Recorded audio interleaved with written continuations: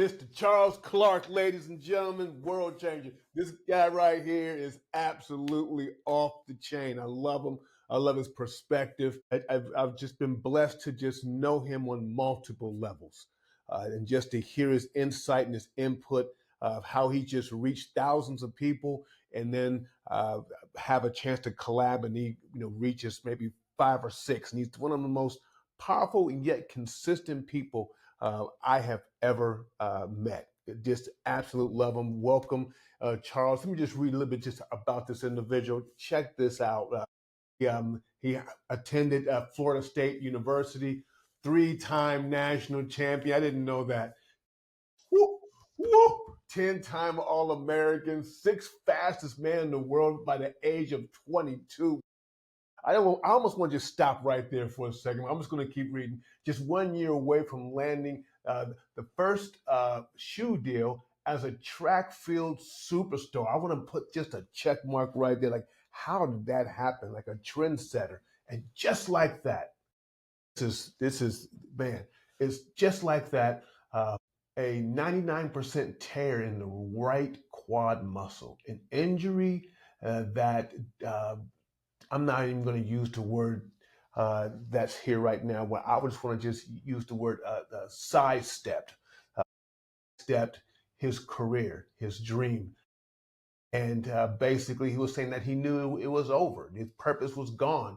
Uh, uh, the confidence, he was left bankrupt, and my emotions basically were starving from his website. All this information right here is from his website, and we're going to get to the actual handles and the socials later on. But I think what's so amazing about you, Charles, is that how you are able to position yourself for the pivot. And one of the things I love to talk about when doing podcasts, when I speak to people who are able to be at the top of their game in one area, experience the actual adversity, and then able to come back and excel and push themselves in others. One of the things I've always say, and I just lock in, is that adversity can break you, but it also can make you a record breaker. And the difference in that is perspective, and not being defined by your circumstances, and living your life as as a as a thermostat versus a thermometer. One sets the temperature, the other one reacts to the temperature. But I'm not going to really just get into all that. But I just love to just pick apart pieces of your life, your evolution, and where you are at today. But I want to go back though, as we start the introduction, and just go Okay. back into the formative years and how you're able to run through all that, because I believe there's some nuggets in there that would give the audience a platform on how you're able to position for the pivot. Ladies and gentlemen, Charles Clark, tell me about the formation. Tell me about when it first clicked within your heart and soul that you're going to the next level in track and field. Tell me about that. Well, I wasn't the type of dude that was gifted in a lot. In fact, I recall field day, 5th grade field day. Field day is a chance for all the students to shine. You get a chance to run your race, to do the event that you want to do, to prove you the baddest on campus. And so I ran the 100 in the grass, and my friend Andre, he knew I had this big crush on this girl named Aisha. Aisha, she beautiful girl, and he said, "Yo, Charles, just pretend like Aisha's down at the finish line." I was like, "All right, bet, I'm gonna do it." So I run, I beat the entire school, and I get the blue ribbon. I forgot about Aisha at that point. And been running ever since. But I think for me is like I needed to find my passion. I needed to find something that was going to set my heart on fire. I wasn't the kid that excelled academically K through 12. I watched my friends go on to the 2nd grade without me. I was put in remedial classes and made fun of because of my academic challenges. So when I found this thing called running, track and field, I knew that I had to utilize this gift because the Bible talks about, man, your gift will make room for you. So why not capitalize on this opportunity? And I did, man. And thanks be to God, man. I've been able to be a 3-time All-American, a 10-time All-American, 3-time national champion, being able to represent the USA. But more important than that, man, I've been able to utilize that platform that I had back then to do what I'm doing now, impacting tens of No, thousands no, of no, no, people. no, no, no, no. I'm not gonna let you do that. I'm not gonna let you do that. No, no, no, no, no, no, no. And then now you're also placed in classes or you just have tutors to help you kind of catch up, right? Right, Which right. is extremely, extremely encouraging to not only people who are listening, but to the parents who are kids who are having struggles. Because, in my opinion, intelligence is like a wheel. Yeah, it's just a nice wheel. And there's like, I don't know, 30, 40 different types of actual intelligence. And what happens is that you can be weak in one area of intelligence and strong in another area. It's like playing those video games where it's like, okay, this player is strong here, but weak here. So you though, which is so amazing, is that you figured out your passion. You said, you know what, on this game, I'm going to focus on my strength, and now I'm going to adjust life. I'm going to adjust life to my strength, to what I do. I run, and I run better than anyone. I'm 3-time All-American. Well, I got it. So that, I believe, is a very important point, that you were able to focus on your strength and not on your weaknesses. Well, I think that's the problem with most people. We focus on our lack, Right. and we always look at the things that we don't have and think that what we have is not enough. Mm. And I hear it all the time. Like people say, like, man, if I could sing, I could be singing every day. Which they say that to their friends, people who can sing. Right. We all got this gift. Like, so what are you doing with the thing that you have? Are you utilizing that to your maximum capability, or are you allowing what you see in others to deter you from what you see in yourself? Wow. Wow. Wow. Wow. So now, because you locked in on your strength, because you listened, you got proper training, one day you get the call. And I'm pretty sure you have more than one offer, but you chose Florida State. You should have came up north, into Too the Big cold for Ten. me. Yeah. So you choose Florida State. So tell us about that. Oh, man. Well, let me tell you, before I got there, I almost didn't make it there. Ooh.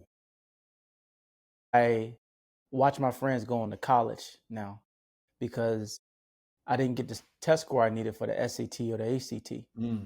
So I'm back at home with my mom. Nobody at the age of 18 want to be back at home with their mom, especially after you graduate high school. I'm back at home with my mom. My mom is on me.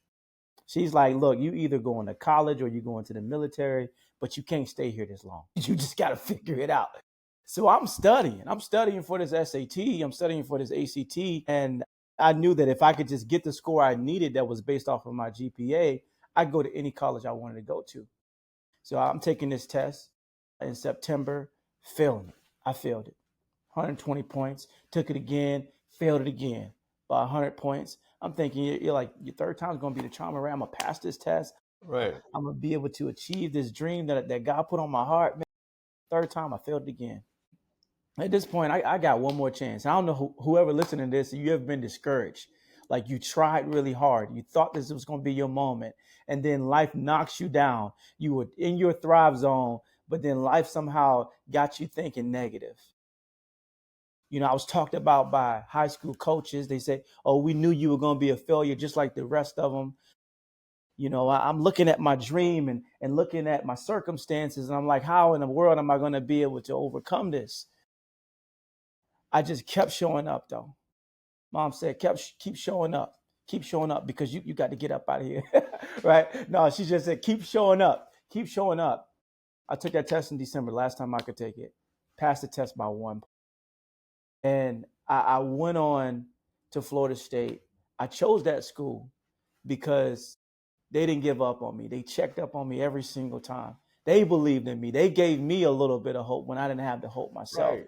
And I think that's the power of, like, you got to be careful who you surround yourself with, Mm-hmm. because some people can feed your mind to put doubt in your mind.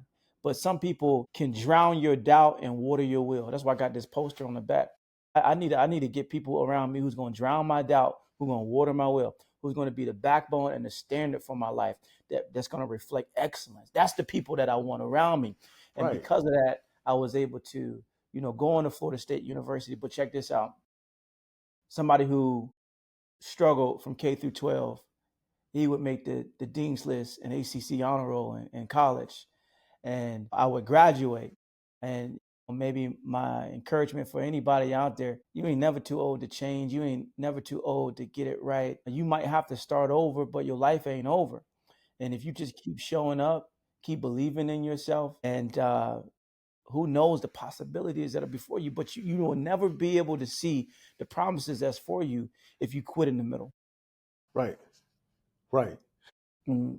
So listening to this, it's one of the reasons why, as as a person, I really, really admire you because you did something that most talented and gifted people don't do, right?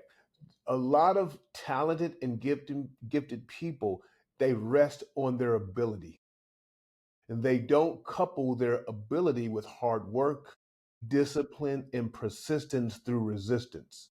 You were able to marry the two. Oh, I'm sweet on the field. Or I'm the and the coach is trying to teach you technique. Coach is Right. trying to teach, and you're spending all your time resting and living off of your talent. Everyone's happy and excited. And what happens is that life just passes you by and you become a neighborhood hero. Okay. You're at the basketball court. Oh, you're sweet with it, but you know what? You don't got the grades. You're sweet with Mhm. it, but you don't have the other fundamentals. You can't dribble with your left hand. You can't do this. You can't do that because you got a couple moves and you are happy with the applause of people versus pushing it to the next level. Man, that is fascinating. I wish I had some buttons to do like yells and screams, applauses, Yeah, because I yeah, would just really kill that one right there. Okay, Charles, keep going, man. Go, come on, come on. yeah. I don't know where we at right now. So, well, right now we are at the victory lap that you are at Florida State. You got in. Everyone's excited. You're in it. You're a freshman in school, or I don't know exactly where you're at, but now you're now trying to traverse and you got your eyes set on going to the Olympics. Tell me what derailed it. How did it derail? And what was your mindset in that moment? Well, I remember one of my friends in college. He had asked me. He said, "What you trying to do with your life, Charles?" And I was like, "I want to make the USA track and field team." He was like, "What? What you want to do?" I said, "I want to make the USA track and field team." And he kept asking me the same question. He said, What do you want to do?" I said, "I want to make the USA track and field team, bro. What?" And he said, "You will never be able to achieve it just with a want type of mindset." I'm like, dang. And I didn't realize like the words that I was speaking over myself. See, sometimes you got to be really careful what you say to yourself because words aren't just words, but it's a manifestation for how you live your life. Sure, And sure. and so he said, "Man, change that want to a will. Every time I see you, I want you to change that want to a will." And then I started to say it to myself, "I will make the USA track and field team." Hmm. It felt uncomfortable at first, right? For me to be that determined to achieve something. But I kept saying it to myself. That next year, I made the USA track and field team. That next year, my life completely changed. And I think it was a couple of things. Number one, the language that you speak to yourself. Number two, a big thing that I really needed to work on, which was forgiving my father. I Wow. needed, and I love my father. I love my father to this day. I needed to forgive him for not being there for me when I needed him. And I will never forget that day. I was breaking down on that phone call. I called him. I was like, "You know what? I forgive you, man. I forgive you for not being there when I really needed you. I don't need your apology, but I forgive you." And I just felt this weight just lift off of me, like I was carrying it for years. I'm talking weight. You ever just had like some pain that you just been carrying and dealing with, and that just became normal for you, just became your Yeah, normal way of life. yeah. And when I felt that get up off of me, I had freedom. I knew what it was like to live freely now. I think a lot of times what we do is we carry around guilt, we carry around this shame, and we don't even realize we're experiencing this slow and noticeable change. Yes, you might be doing well, but let me tell you, freedom looks better on you. And I got a hold of that freedom. And I do contribute those two big things in hard work, dedication for sure, for me to achieve to make the USA track and field team. So here I am. I'm at this big moment of my life, and I'm traveling to Germany for a tune-up race, make the team. Dreamed of this moment ever since I was a little kid. I mean, to be able to represent the country, to represent your family, to represent your school all in one. Like this is the moment. This is the precipice right here. And I'm going to Germany for a tune-up race before World Championships, and I'm firing at all cylinders, mentally, physically, spiritually. I'm ready. I said I'm going to break this stadium record. I'm gonna be ready for World Championships. Gun goes off. I find myself ahead of the competition. I'm like rolling, bro, and I'm coming off the turn, and I end up pulling my hamstring. 14 days away from World Championships. And my coach, he calls me. He's like, Charles, how bad is this injury? You think you're gonna be able to bounce back? And I'm like, I don't know if I'm gonna be able to bounce back. I got 14 days, and anybody who's an athlete know like that time is pushing it. Any type of injury, hamstring injury, especially being a track athlete, Right. like you got to be at 100% when you are going at 100%. I'm a sprinter. I'm not a distance runner. I'm not a thrower, a discus thrower. No, this is full on sprint. Everything got to be working together. And my coach, he's like, well, maybe you should give up your spot to someone who's more physically able. And I was like that's an honorable thing to do, right? To give up your spot. Maybe somebody else in the U.S. could do the job better than I can, but that's my spot. I just can't give up my spot. I didn't go through life just to go so far, only for me to reach a certain point and to give somebody else that platform that I worked so hard for. And so I said, no, we got to figure out something else. I'm putting together a rehab program. Me and him, me and my physiologist, we working out something day and night. I hate cold tubs. I'm getting into cold tubs. I'm doing all the necessary things that I needed to do. World Championship Day. Nobody knew what I was going to do, but I already made up in my mind. Look, in life, you got to make the best out of your situations. And I crossed that finish line, and I earned the title as the sixth fastest man in the world. And I learned something though, like in the hardship, not in the success. The hardship, I think we learn the most valuable lessons. And that is when you use your circumstances as those character building moments, you gain the capacity needed to handle the magnitude of your responsibility. Repeat that. And so when you use your circumstances as character building moments, you gain the capacity needed to handle the magnitude of your responsibility.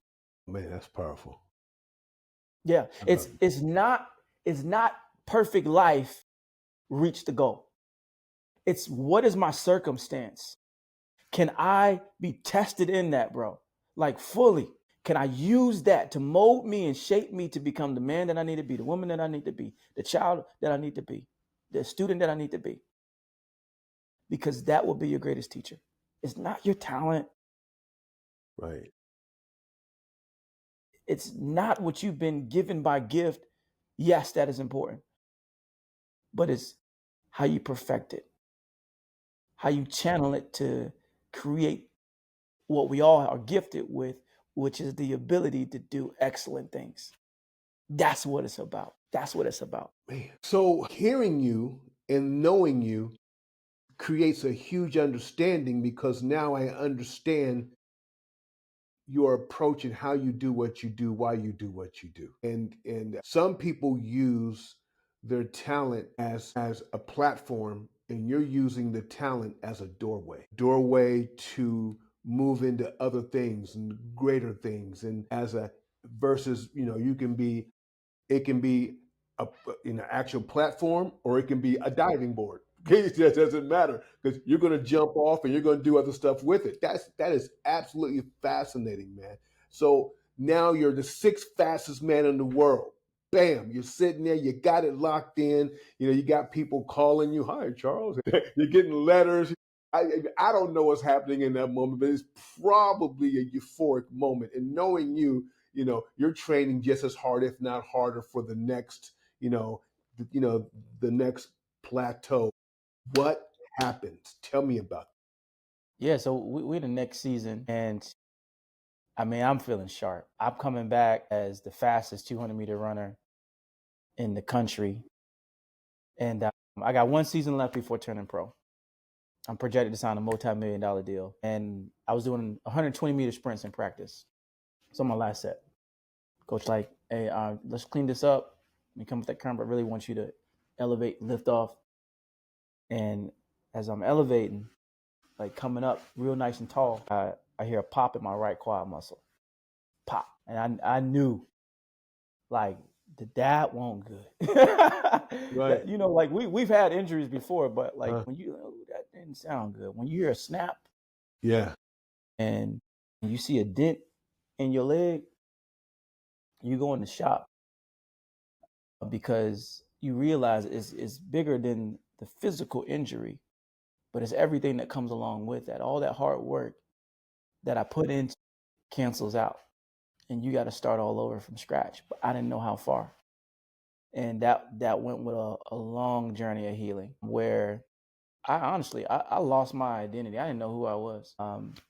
I think as athletes, we put so much of who we are into the one thing that we do, and when we no longer can do it, it destroys us. I don't know if you know the Spider-Man movie when Iron Man says to Spider-Man, he's like, "Yo, I'm gonna need that suit back." And Spider-Man's like, "I'm nothing without the suit." And then Iron Man says to Spider-Man, he said, "Yo, if you're nothing without the suit, you shouldn't have it." And that hit me. It's like I felt like I was nothing without the suit. Let me tell you something. I am more than the things that I've been through. I'm more than that injury. I'm more than my failures and mistakes. Sure, let me just say this to somebody else. You are more than the outcome that didn't go your way. You are more than all of that. You are more than your adversity. You are more than that failed relationship. You are more than that injury. You are more than that illness. You're more than that. And when I began to see that, that's when I had this thing called purpose on my life. I knew it was so much bigger than me. And I went back home, right? Went back home with my old roommate, my mom at this time, after I had this injury. And I'm trying to figure it out. I go to high school to speak at my alma mater. And I don't remember what I said that day. But I do remember a whole bunch of students coming up to me. They said, "Man, that was amazing. That was exactly what I needed to hear." See this teenage girl, she's crying. And she's like moving the crowd, trying to get to me. And she says, with tears flowing down her face, she said, "Sir, I don't want an autograph.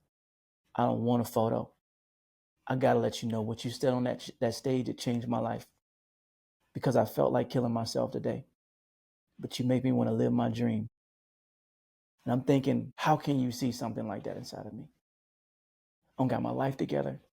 I had to borrow my mom's car to get here. I, I don't know what I'm doing with my life. And she showed me at the edge of a high school auditorium stage is so much bigger than you, Charles. That was the moment for me. And here it is. If I can impact somebody in my struggle, imagine what I can do in my success. When you live life on purpose, Right.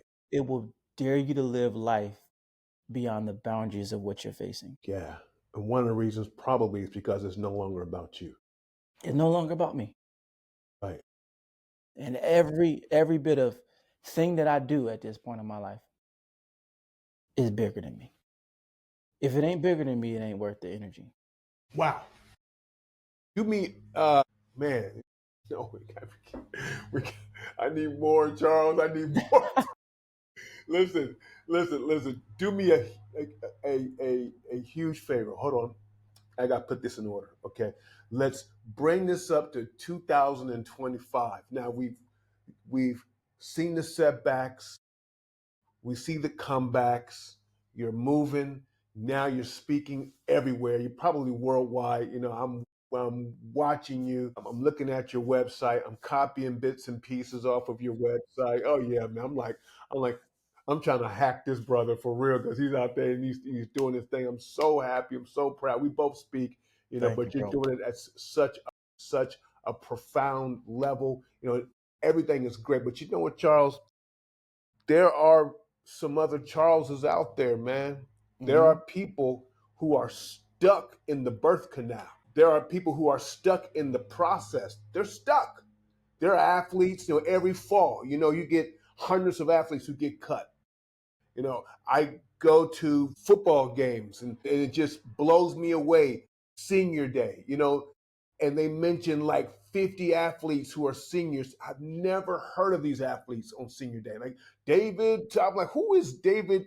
Wilmar, I mean, at one point he was an All American. At one point he was a star. There are athletes who are stuck like, man, I can't. What do I do with my life now? How do I take these skills and transition them to business? How do I win? Charles, Yeah. go back to that moment, man. And if you could speak to those athletes, man, please, or just people, period, what would you tell them? Life has a way of connecting all the dots. Nothing you go through, you can't grow through it. And I think a lot of times we try to take this dot and say, you know what? Let's not connect it to the rest of my life. Let's let's put it to the side. My grandma taught me a very valuable lesson. She was making dessert one time, Mm-hmm. and she's making sweet potato pie. You know, Mm-hmm. Thanksgiving coming around, so sweet potato Mm. pie is gonna be all over the place. But my grandma is the type of grandma that's gonna give you the spoon so that you can lick it and get all the good stuff that's on it. And so I'm in the process, Grandma, let me get that spoon up off you.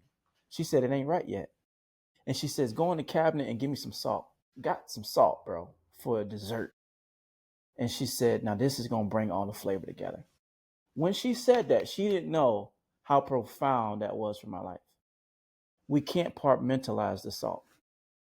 Everything that we go through, it's meant for a purpose. It's Wow. meant for a purpose. And so that injury that I had, guess what? I can connect it to this very thing I'm doing right now. But let me backtrack though. So like I'm back at home, don't know what I'm doing. Spoke on a stage, started a nonprofit. That nonprofit taught me how to run a business. It taught me how to do things the right way because when you run in a nonprofit, the government want to make sure you spending that money right. The government want to make sure you giving the scholarships that you said you giving out. The Okay. government want to make sure all of that, right? You got to Right. document everything. To get a 501c3 is really hard to do. And right, so did it. That same process, I started a photography business. Photography taught me branding. Photography taught me images, like how to really put together a good brand experience. So people say that's top tier. The injury that I wanted to hide taught me resilience. Now I put all these things together, business, put together branding, I put together resilience, and I slapped it on what I'm doing right now, being a resilient speaker, somebody who speaks on mental health. And so what I'm saying is athletes, whoever, whatever you're doing, if you got fired from your job, don't try to compartmentalize your situation. All the dots are going to connect. You just got to find a way to make it meaningful now because whatever you go through, you can grow through, Mm. but you won't be able to grow through it if you're just trying to disconnect everything and then create a new story. Yeah. Everything can work together. All things work together for the good for those who love the Lord and called according to his will and purpose.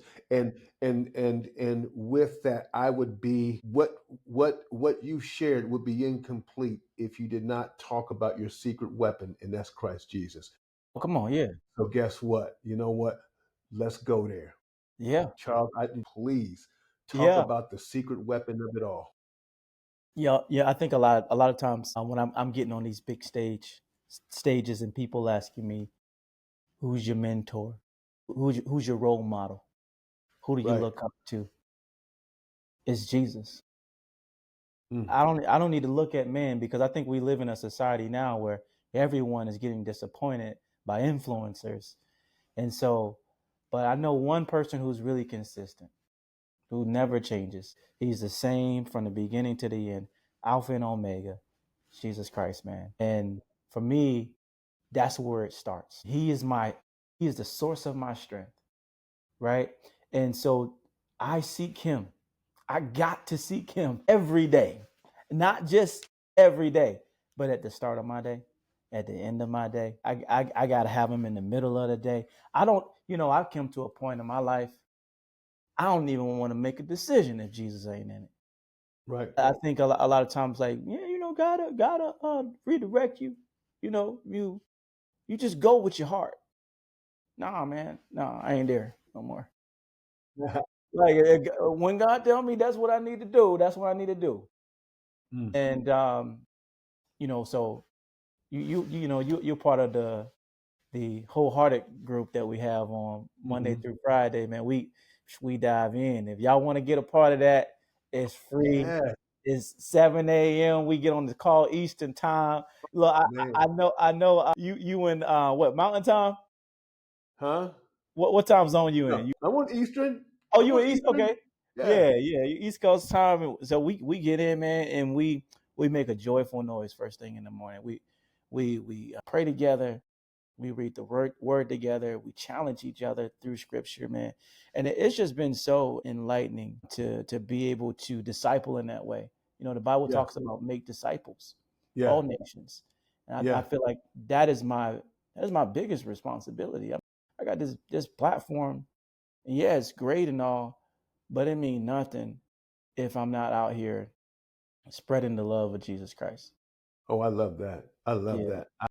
So let's do a couple things in closing. Number one is how can people get in contact with you? Number one. And number two, we're going to, well, we'll do number two. We're going to provide a link uh, for men uh, to, if they're interested, how to get in contact, whatever. So you know what, I need to be on because I promise you that 7 a.m. prayer call when I'm able to get on there is absolutely life changing. It's Yeah. challenging. It's motivating. It is, and it's like you don't know what's going to happen. You don't know where the CEO of the universe is going to lead you. Yeah. I That's the truth. haven't. Yeah, it's like, you know what? Wow, God, like you showed up today in that. Just having men motivate men. So we're going to make sure that I don't know if we're going to put up a link or something like that, that they can get in contact with you. I'll talk to you off the air, Yeah. but how are we going to get that? But how do we get in contact with you, Charles? Yeah, Instagram, the Charles Clark on there. That's my main platform that I'm on. So reach out to me there or go on my website, thecharlesclark.com. Okay.